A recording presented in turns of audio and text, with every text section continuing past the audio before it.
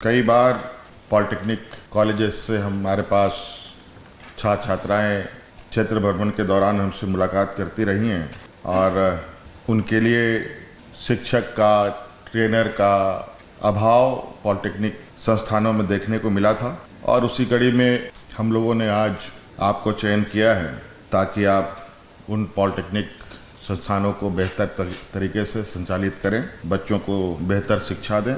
और दौर में गुजर रहे हैं आईटीआई एक तकनीकी शिक्षा की कितनी आवश्यकता है।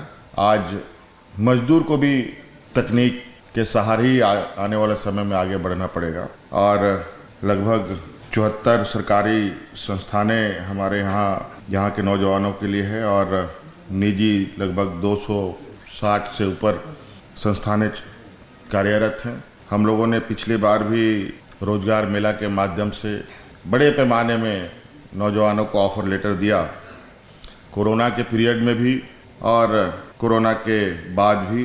पिछले कार्यकाल में हम लोगों ने ऑफ़र लेटर लगभग 50,000 से अधिक नौजवानों को दिया और कहीं ना कहीं ये हमें देखने को मिलता है जो तकनीकी रूप से शिक्षित और ट्रेनिंग लिए हुए नौजवानों का महत्व हर कोई समझता है, हर कोई जानने उनको काम में लेना चाहता है। अब आप लोगों की जिम्मेवारी होगी कि नौजवानों को एक बेहतर ट्रेनिंग दे करके उनको अच्छे रोजगार के अवसर उनको मिले, ऐसे आपसे हम उम्मीद करेंगे।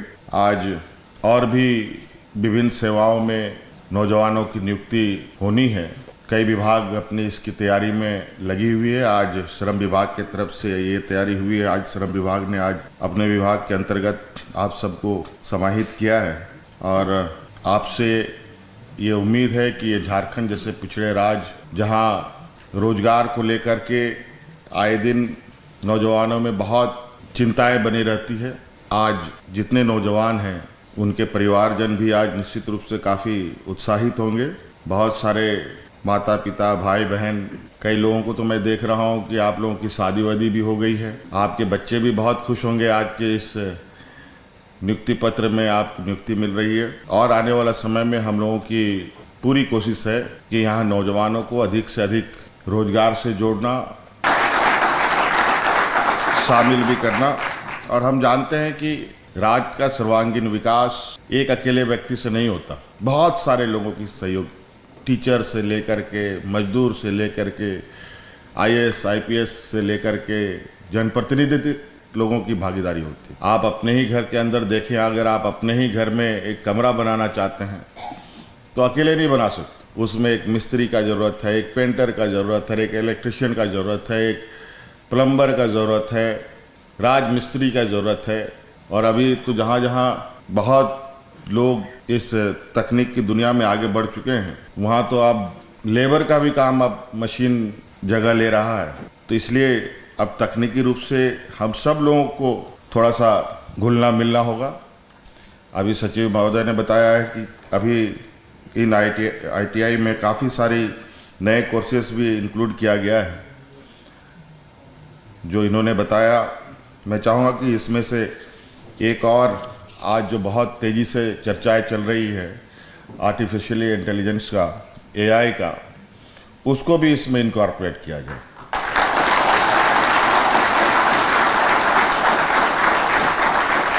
क्योंकि अभी कमोवेश सबके हाथ में मोबाइल है, एक नहीं, घर घर में 3, 4, 5 जितने मेंबर हैं उतने मोबाइल हैं और ये मोबाइल लगभग एआई का ही एक रूप है जो आने वाला समय में बहुत तेज़ी से एक बदलाव का एक कारण बनेगा हमारे सामान्य जीवन में।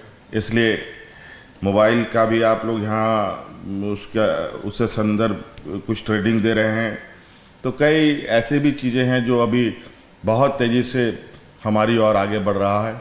इलेक्ट्रिक गाड़ियों की रिपेयर करने की भी आप ट्रेनिंग देने की बात सचिव महोदय ने कहा।